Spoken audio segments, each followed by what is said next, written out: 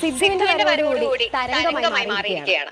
അതിനർത്ഥം പ്രേക്ഷകർ സിദ്ധുവിനെ ഇരു കൈ നീട്ടി സ്വീകരിച്ചു എന്ന് തന്നെയാണ്. ലച്ചുവിന്റെ കല്യാണം കേരളം ഒന്നാകെ ആഘോഷിച്ച ഒന്നാണ്. അതിനുശേഷം സിദ്ധു എവിടെ പോയി, സിദ്ധു ഗൾഫിൽ നിന്ന് എപ്പോ വരും എന്നുള്ള ചോദ്യങ്ങൾക്കുള്ള മറുപടിയുമായി സിദ്ധു ഇന്ന് നമ്മുടെ കൂടെയുണ്ട്. സിദ്ധു എങ്ങനെ എത്തിപ്പെട്ടു ഈ പാറമട കുടുംബത്തിലേക്ക്?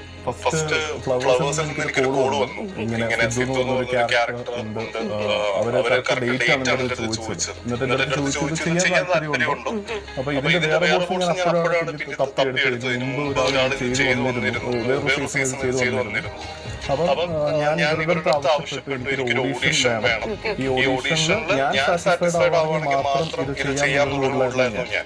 അങ്ങനെ ഞാൻ ഇവരെ ഷൂട്ട് ചെയ്തുകൊണ്ടിരിക്കുമ്പോൾ ലൊക്കേഷനിൽ വരികയും എനിക്ക് തോന്നുന്നു കേസുമായിട്ടും ജൂഹിയായിട്ടും ഒരു സീൻ ചെയ്ത് നോക്കുകയും ചെയ്തു.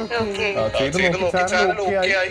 അതിന്റെ കൂടെ തന്നെ ഞാനും ഈ ഷൂട്ട് ചെയ്ത സാധനം കാണുകയും ഓക്കെ ഇത് നമുക്ക് ചെയ്ത് വർക്ക് ചെയ്തെടുക്കാൻ പറ്റുന്ന കോൺഫിഡൻസിൽ ജോയിൻ ചെയ്യുകയും പിന്നെ ഇപ്പോൾ സിദ്ധുവായിട്ട് മുന്നോട്ട് പോയിക്കൊണ്ടിരിക്കുക. 12 വയസ്സോട്ട് അഭിനയിച്ചു തുടങ്ങിയ ഒരാളാണ്. ഓഡിഷൻ കോള് സ്വന്തമായിട്ട് സെലക്ട് ചെയ്തതാണെന്ന് പറഞ്ഞല്ലോ. അപ്പൊ പേടിയേക്കാൾ ഉപരി ഞാൻ ഈ ക്യാരക്ടറിലേക്ക് ഫിറ്റ് ആകുമെന്നുള്ള കോൺഫിഡൻസ് എനിക്ക് തോന്നുന്നതാണ്.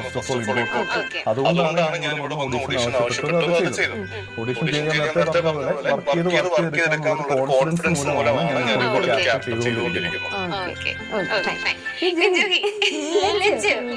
10 വർഷം 2000 എപ്പിസോഡ്സിലധികം പോയി. ഇതില് ആദ്യം തൊട്ടേയുള്ള ഒരു പേഴ്സണാണ്. ഇടയ്ക്ക് ചെറിയ ബ്രേക്ക് എടുത്തെങ്കിലും വീണ്ടും വലിയ മികച്ചൊരു തിരിച്ചുവരവ്. എങ്ങനെയായിരുന്നു ലച്ചുവിന്റെ ഉപ്പുമുളകിലെ ഈ ഒരു യാത്ര? എങ്ങനെയായിരുന്നു തുടങ്ങിയത്? എങ്ങനെയായിരുന്നു? ആക്ച്വലി ഉപ്പുമുളകിന്റെ ഫസ്റ്റ് ഡയറക്ടർ കൃഷ്ണൻ സാർ, സാറിന്റെ മോൻ എന്നോട് പഠിച്ചതാ സ്കൂളിൽ. അപ്പൊ അവൻ ത്രൂ ആണ് ഞാൻ ഉപ്പുമുളകിലേക്കും വരുന്നത് തന്നെ. പിന്നെ ആ സമയത്ത് എന്റെ കയ്യിലിരിപ്പിന്റെ ആയിരിക്കാം തല്ലുള്ളിയും എന്താ പറയാ ഹൈപ്പറായിട്ടൊരു കുട്ടിയായിരുന്നു.